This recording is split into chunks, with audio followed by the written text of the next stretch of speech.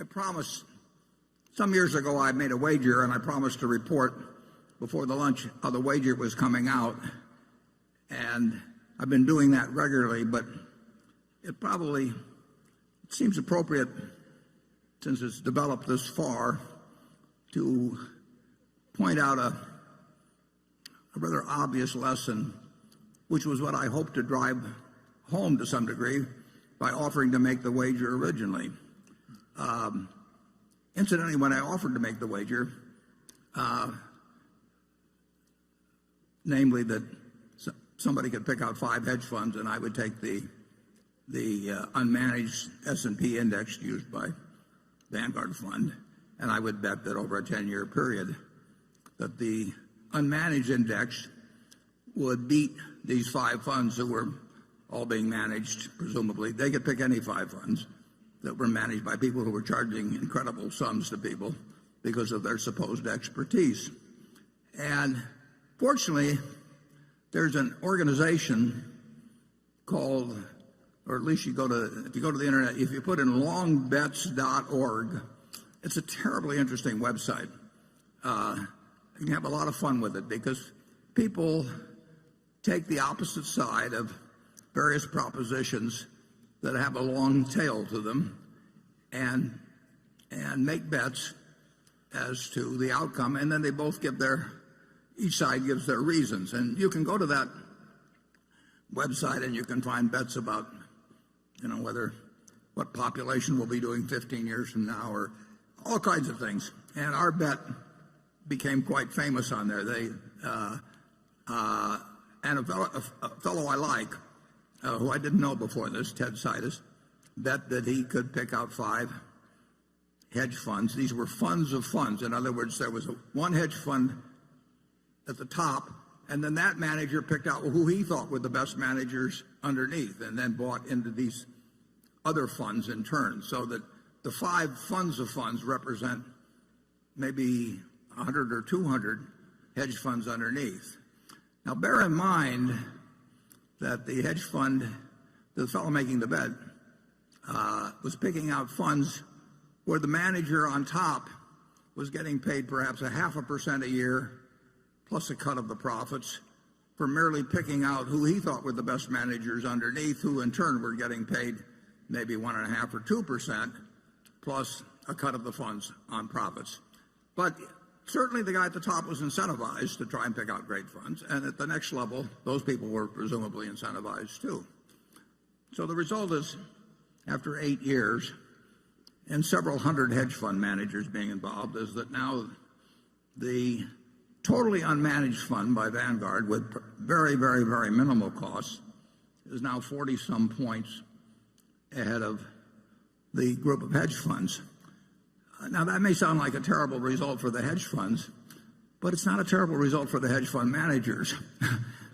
These managers, you've got this top-level manager that's charging probably 0.5%. I don't know that for sure. And down below, you've got managers that are probably charging 1.5 to 2%. So if you have a couple percentage points sliced off every year, that is a lot of money. We have 2 managers at Berkshire that each managed $9 billion for us. They both ran hedge funds before.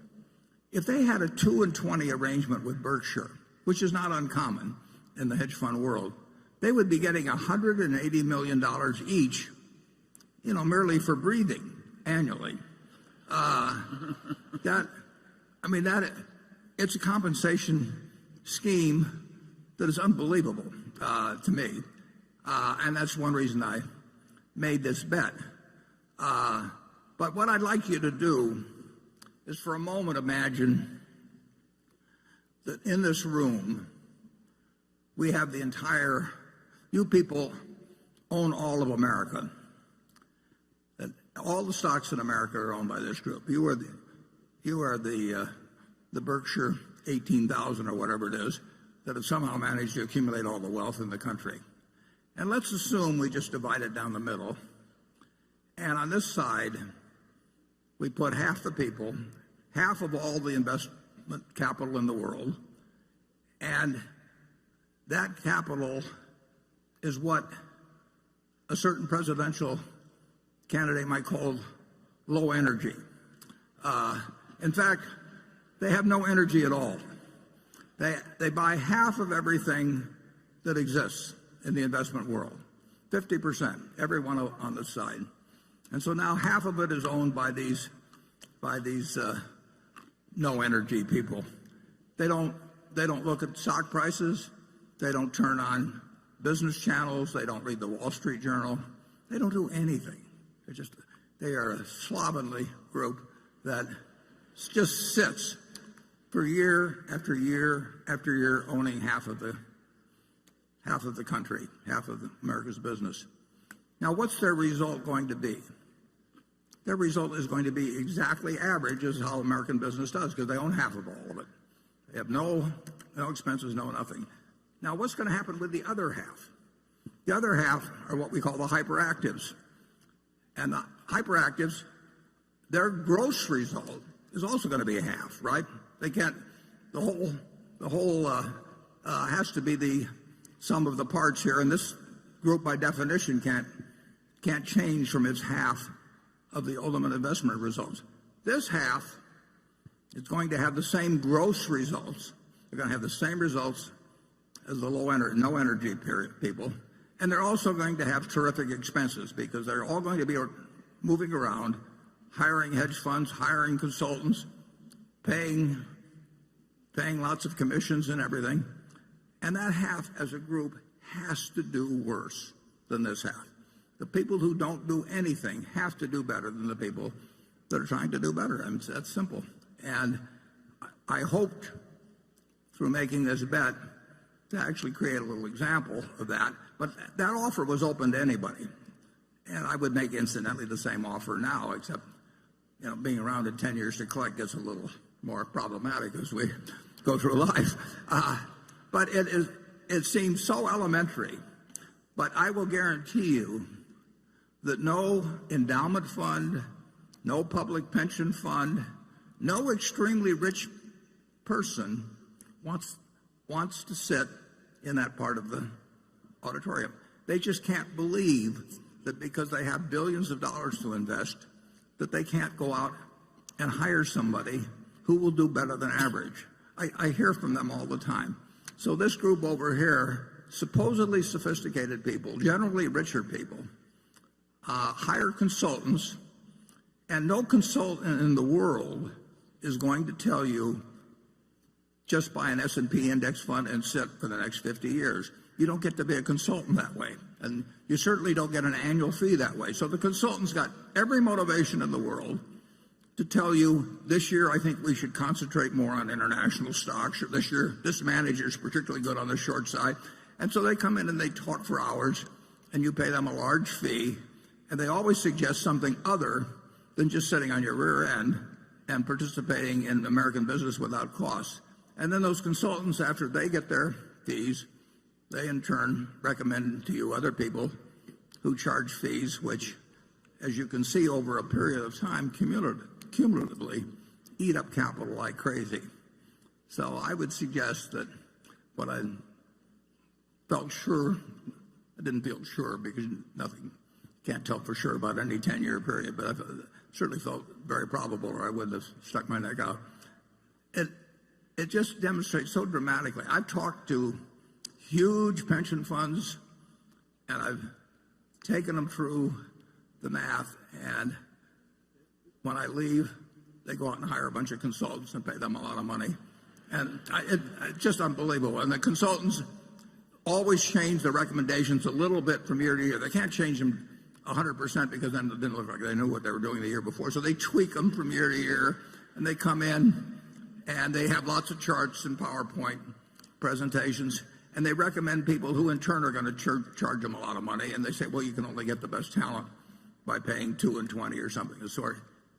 And the flow of money from the hyperactive to what I call the helpers is dramatic, while this group over here sits here and absolutely gets the record of American industry. So I hope you'll realize that for the population as a whole, American business has done wonderfully, and the net result of hiring professional management, is a huge minus. And at the bookstore, we have a little book called Where Are the Customer's Yachts, written by Fred Schwett. I read it when I was about 10 years old.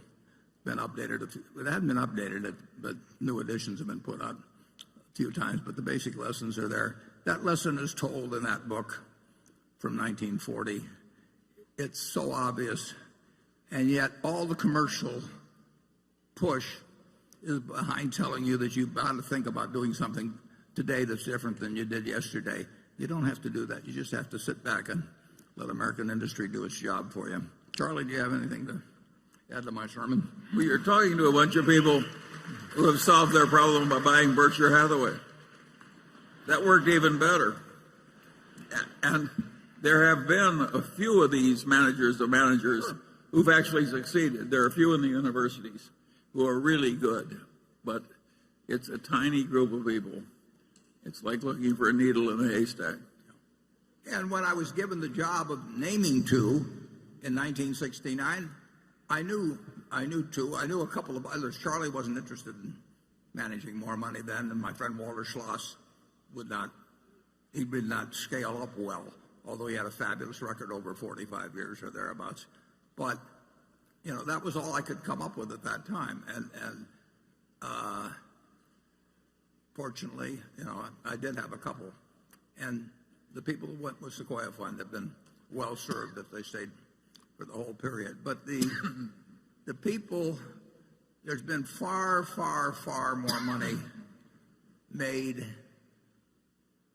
by people in Wall Street through salesmanship abilities than through investment abilities. There are a few people out there that are going to have an outstanding investment record, but there are very few of them, and the people you pay to have identify them don't know how to identify them, and they do know how to sell you, and that's my message.